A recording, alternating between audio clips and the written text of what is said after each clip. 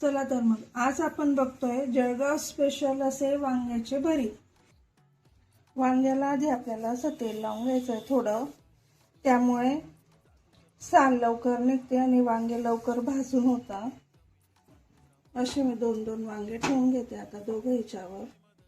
आणि ही आपल्याला असं पूर्ण साल काढून घ्यायची आता पाण्याचा हात लावून, आणि चेक करून घ्यायचं की वांग्यामध्ये काही घाण वगैरे किड वगैरे आहे की नाही ते। तुम्ही बघू शकता किती मऊ आहे। आता मी पूर्ण हे साल काढून घेते आणि हे सुटलेलं तेल आहे ना ते पण आपल्याला थोडंसं जेवढं निघालं तेवढं काढून हे गाळून घ्यायचं आहे। तुम्ही बघू शकता आपले वांगे पूर्ण याची साल काढून मी हे केलेलं आहे। त्याच्यामध्ये बघू शकता तेल किती सुटलेलं आहे।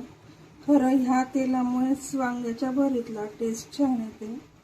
पूर्ण मी बारीक केलेलं आहे। आता भरीतला फोडणी देते। कढाई गरम झाली आपली, त्याच्यामध्ये मी तेल टाकलेलं आहे। त्याच्यामध्ये आपण जिरे मोहरी टाकून घेऊया, असा हिंग। इथे मी शेंगदाणे टाकते पहिले तळायला। ठेचा टाकायचा आहे जो मिरच्या भाजून मी कुटून ठेवलेला आहे। आता याच्यामध्ये कांद्याची पात ही मी धुवून ठेवलेली होती। याच्यामध्ये थोडंसं मीठ टाकायचं आपल्याला। मग 1-2 मिनिटानंतर बघूया। छान मऊ झालेली आहे। भाजून घेतलेल्या मिरच्या टाकायच्या आहे। असं तेल आलं पाहिजे छान भरीतला वरती, तेव्हा ते भरीत आपल्याला छान लागतं खायला। त्याच्यात मी वांगे टाकून घेतले आपले। आता याच्यात आपल्याला मीठ टाकायचं आहे। मीठ पहिले आपण टाकलेलं आहे कांद्याच्या पातला, त्याच्यामुळे आता थोडंसंच टाकायचं आहे। चला तर मंडळी बघूया आपलं भरीत झालेलं आहे का ते। झालेलं आहे, तुम्ही बघू शकता त्याच्यावर तेल येतं छान। आता आपण सर्व करून घेऊया।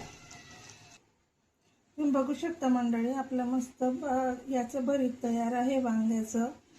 तुम्ही हे बाजरीच्या भाकरीसोबत किंवा कळण्याच्या भाकरीसोबत पण खाऊ शकता, पण मी ते चपातीसोबत खाणार आहे। तर तुम्ही बाजरीच्या भाकरीसोबत नक्कीच याची टेस्ट घ्या आणि बनवून बघा आणि मला कमेंट करून सांगा की कसं बनलंय ते। तुमच्या कमेंटची मी वाट बघेल। अशाच नवनवीन रेसिपींसाठी अस्सल खानदेशी मेजवानी या यूट्यूब चॅनलला सबस्क्राईब करा। रेसिपी आवडल्यास शेअर करा आणि नक्कीच कमेंट करा। धन्यवाद।